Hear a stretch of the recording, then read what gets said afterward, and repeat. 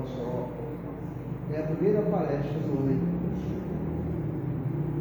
Não temos nenhum aviso especial e assim eu vou ler uma mensagem introdutória do livro Pão Nosso, do Chico Xavier,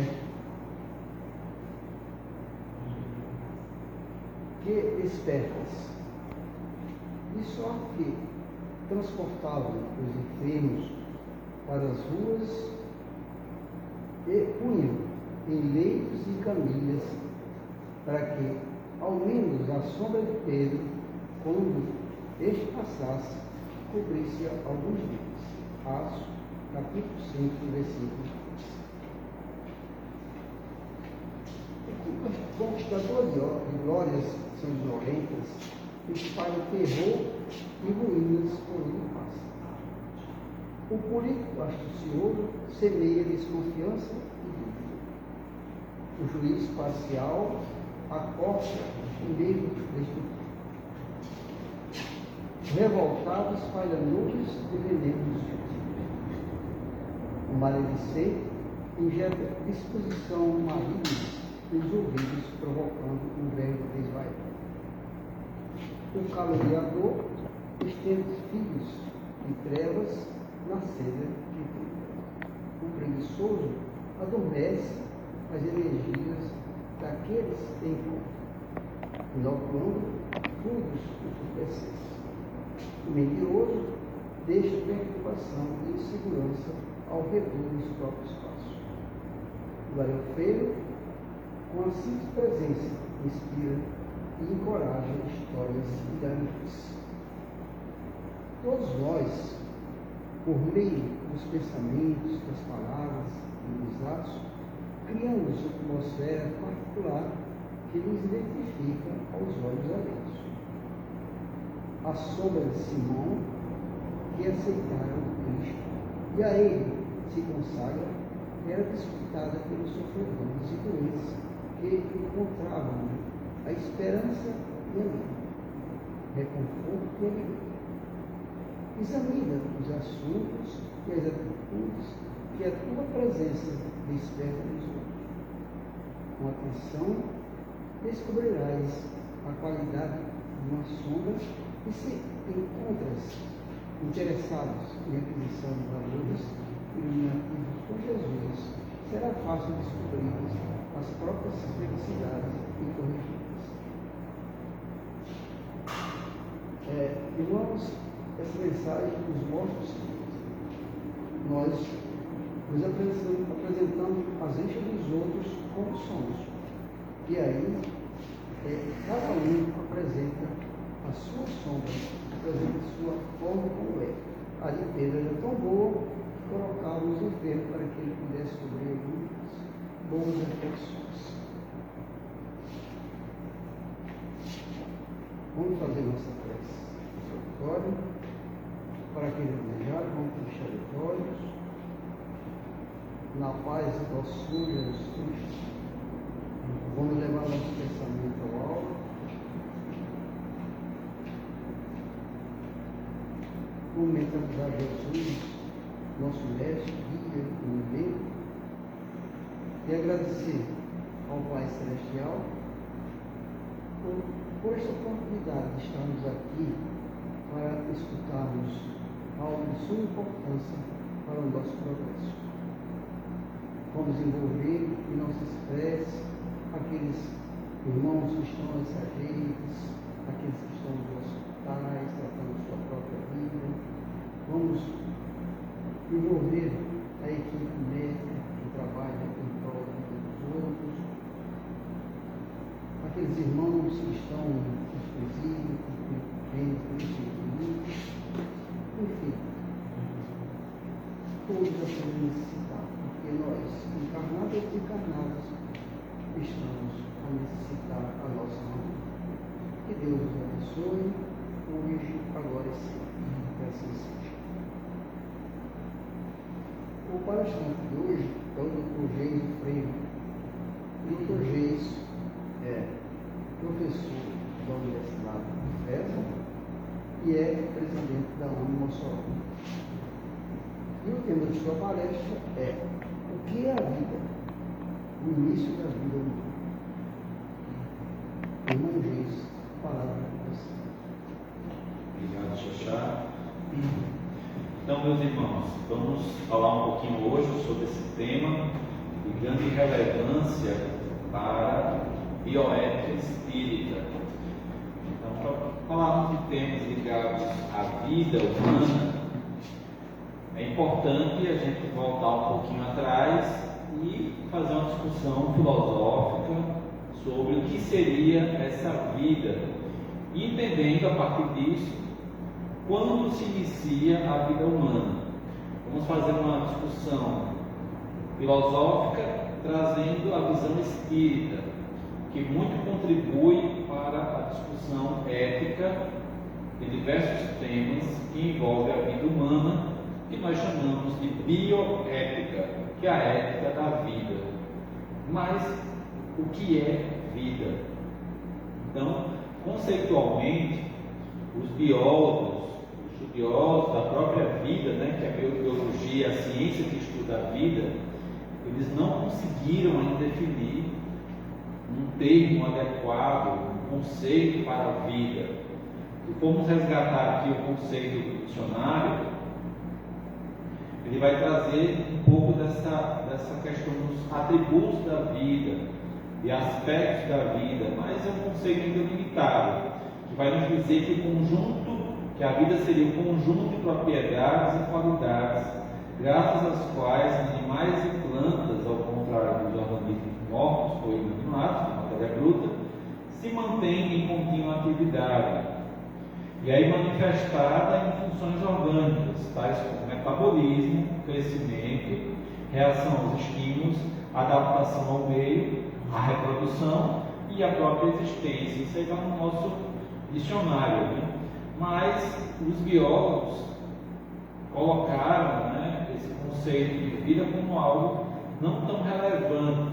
Por quê? Porque existe uma dificuldade de conceituar a vida, já que hoje nós temos organismos que desempenham funções como essas aí, mas que não são todas as funções, como os próprios vírus, por exemplo.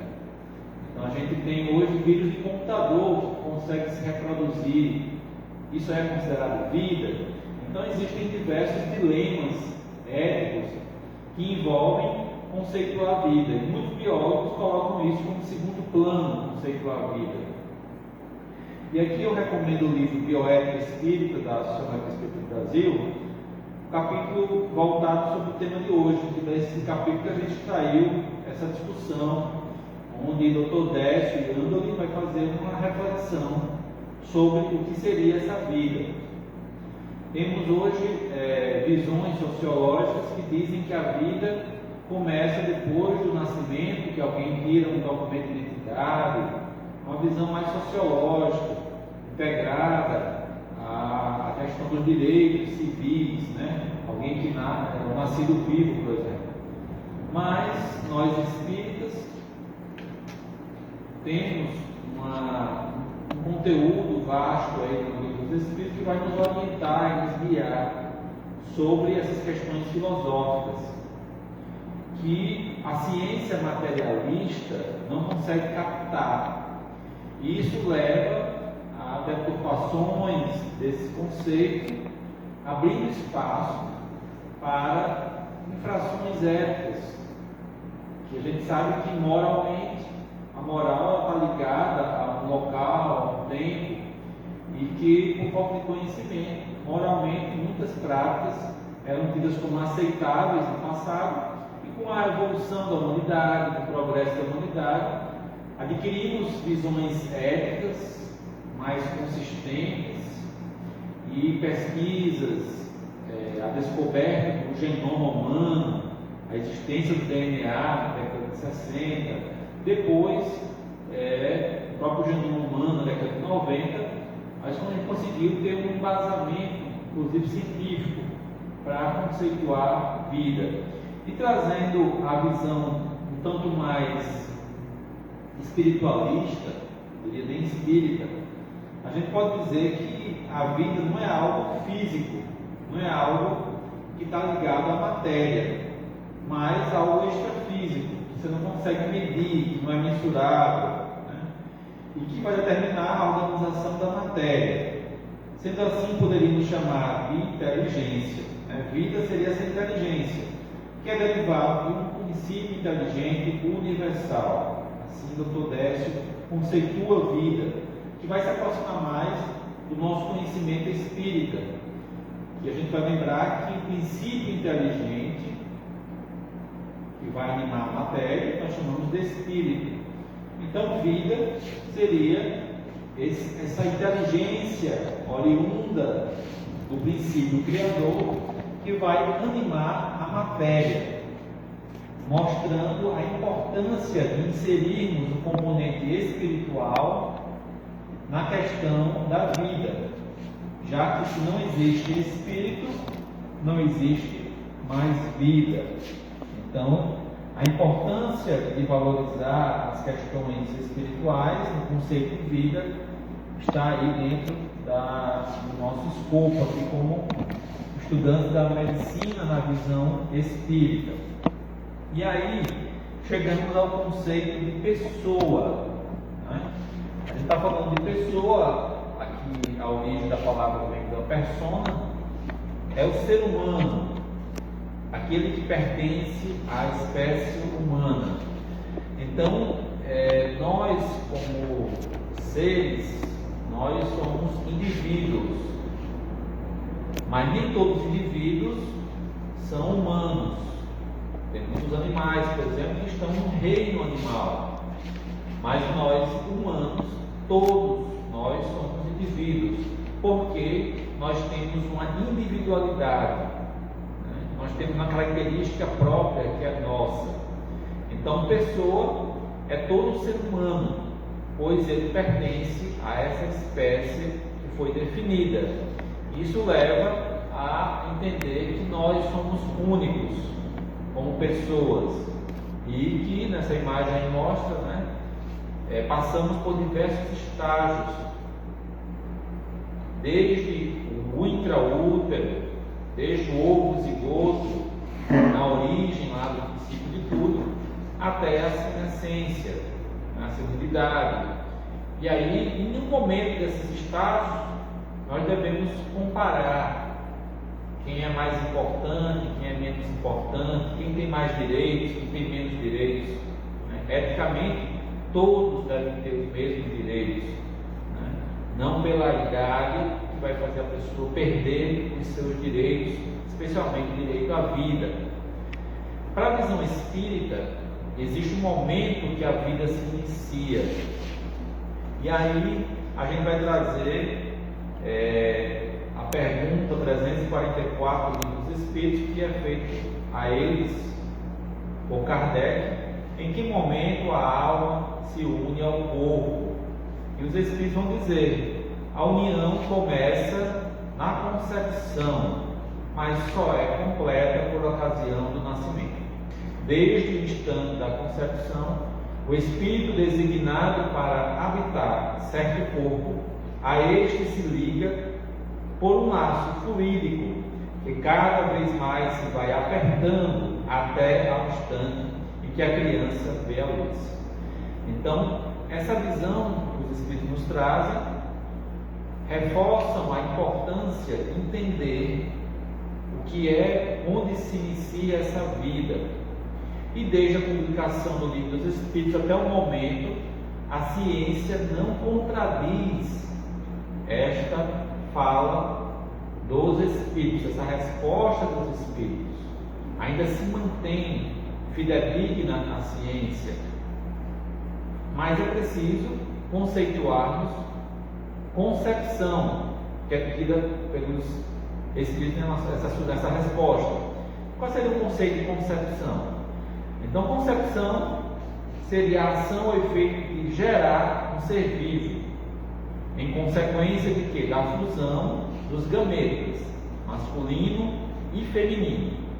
O masculino, o espermatozoide, e o feminino, o ovócito.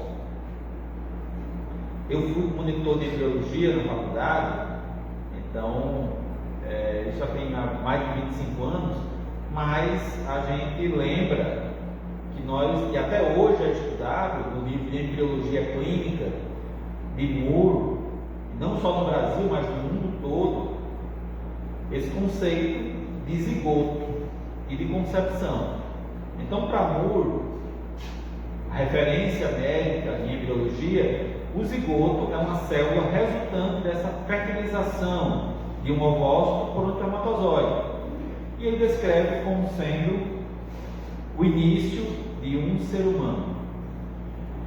Isso é ciência. E podemos dizer que essa teoria que defende o início da vida, cientificamente, é a mais forte, porque é a teoria genética, onde se entende que o zigoto tem a soma dos cromossomos de ambos os gametas, 46 pares de cromossomos, que vão resultar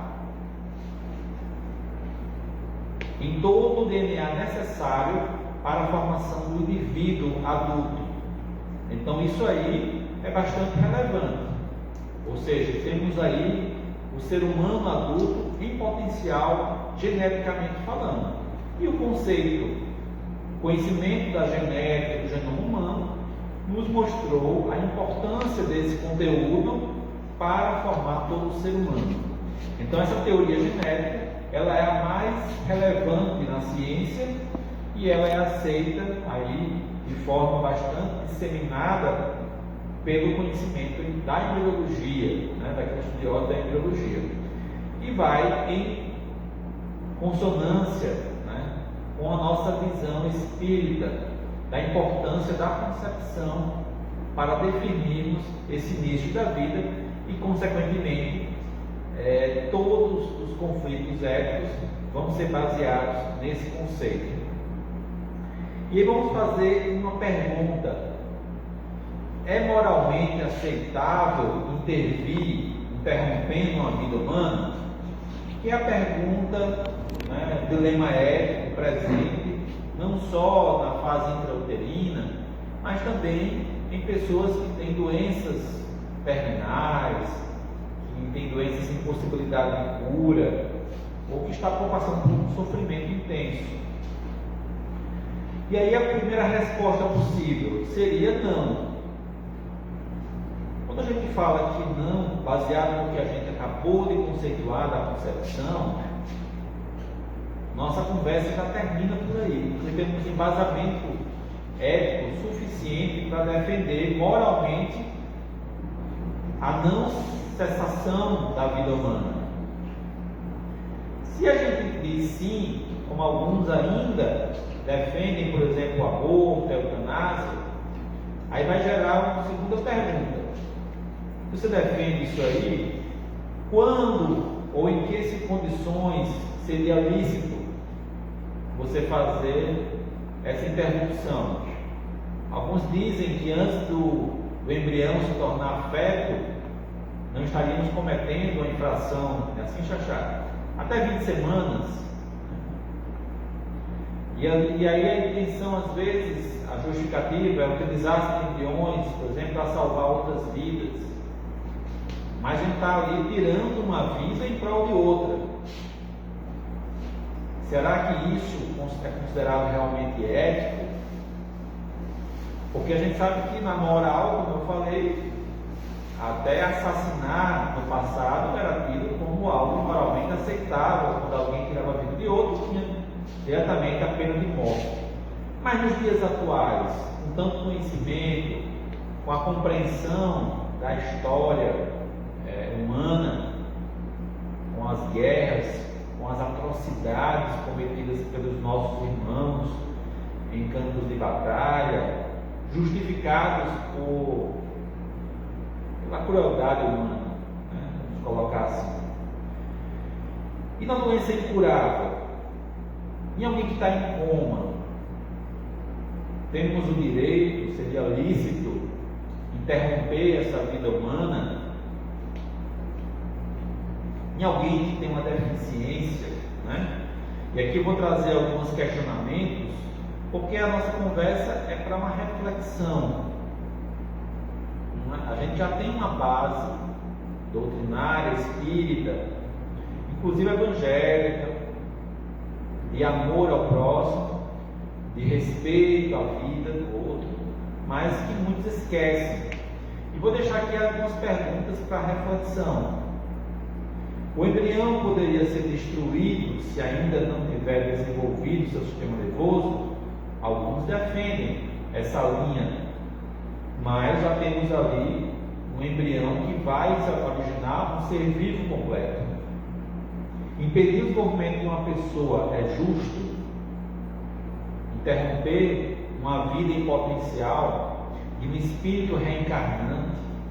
E aqui a gente encontra na literatura espírita casos de tentativas de reencarnação sem sucesso, através de abortos espontâneos, mas também de abortos provocados. E aí a gente vai ter o que vai acontecer, né? Essa dificuldade do irmão reencarnante, que vai ter toda uma missão, um processo de resgate terreno, começando até nesse momento da concepção. Quando é que se extingue a vida? A ciência tem dificuldade de definir a extinção da vida, inclusive a vida física. Temos critérios para a morte encefálica, mas que alguns critérios são questionáveis hoje a partir de casos que são contraditórios. E aí, como a gente definir se o quadro de coma é reversível ou irreversível? Temos segurança para definir a reversibilidade de uma doença?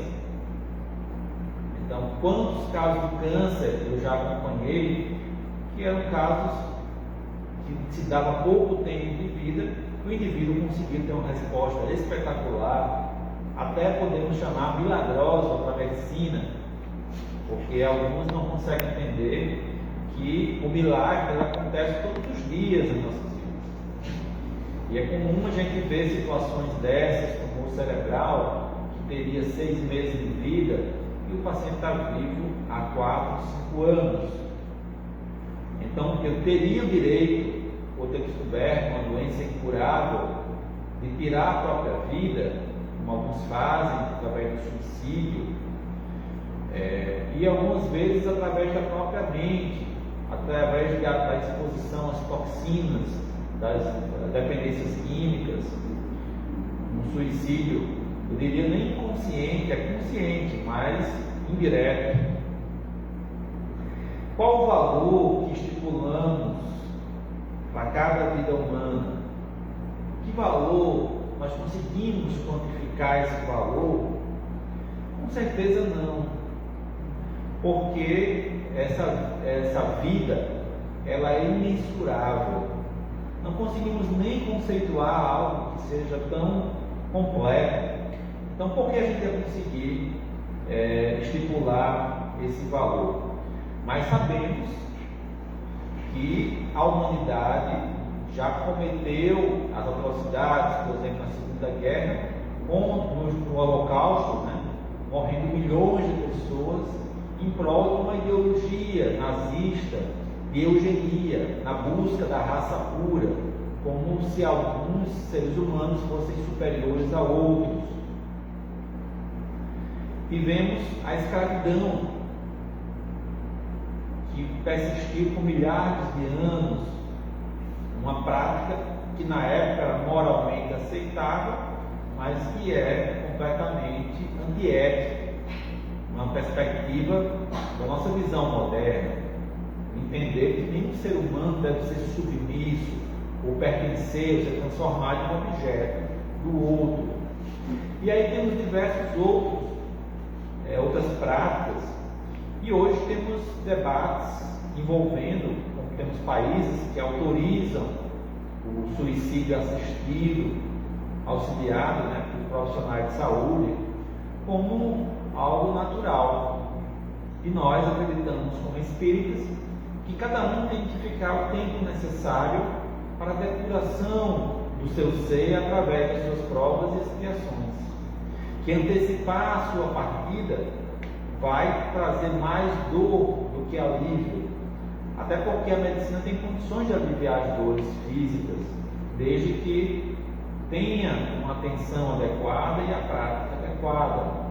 O que falta, na verdade, é uma postura perante a finitude da vida física, perante o sofrimento do ser humano, que não é fácil, nem para a pessoa, para o paciente, nem para os profissionais de saúde, nem para a família que lida com isso.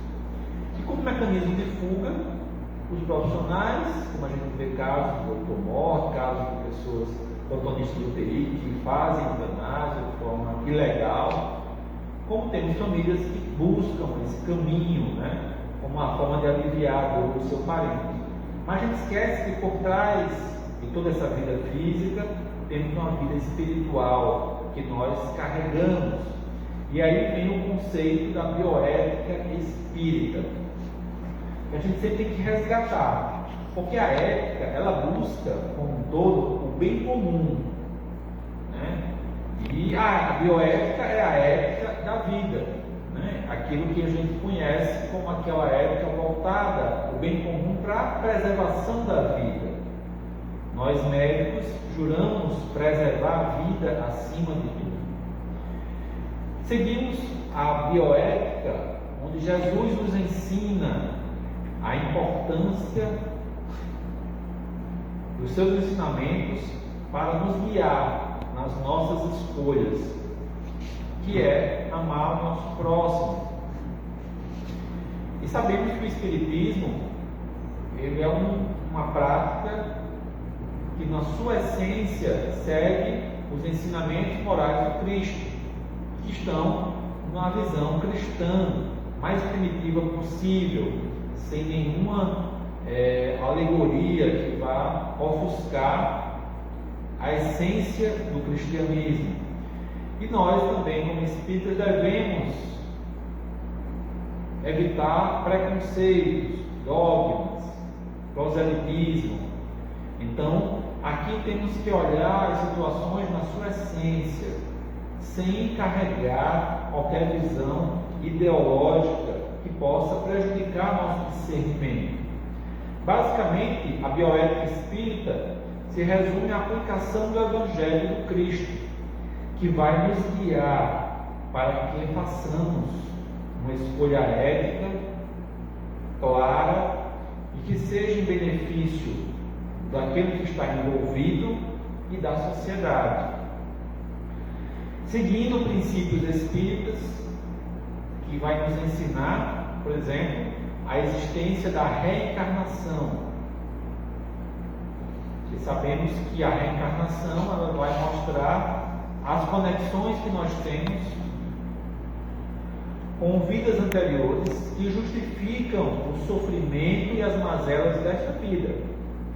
Compreendendo isso aí, o profissional, a pessoa envolvida, a sua família, vai entender que aquele sofrimento é o mal necessário para o aprendizado, mas que pode ser minimizado com uma postura cristã, de autocompaixão, de aceitação das nossas limitações, e aí sim, revertendo isso aí no perdão, na resiliência, na busca pela prática do bem e da caridade. E aí sim conseguiremos superar essas dores, essas mazelas. Então o Cristo e a visão kardeciana, né, a visão espírita da vida, vai nos conseguir guiar, fazer uma bússola, né, para nos guiar pelo caminho onde iremos pôr em prática esses conhecimentos e entender o que devemos fazer com a nossa vida e a vida do próximo. E aí, o nosso objetivo aqui é defender a vida. Como movimento da Associação de Médicos Espíritas, nós estamos, acima de tudo, em defesa dos direitos do homem, né? E lá no artigo 3º vai dizer que todas as pessoas têm direito à vida, à liberdade e à segurança pessoal. Na questão 880, perguntado a Kardec qual é o primeiro de todos os direitos naturais do homem, os Espíritos vão nos dizer: o de viver. Por isso é que ninguém tem o de atacar contra a vida e seus semelhantes. nem de fazer o que quer que possa comprometer a existência corporal.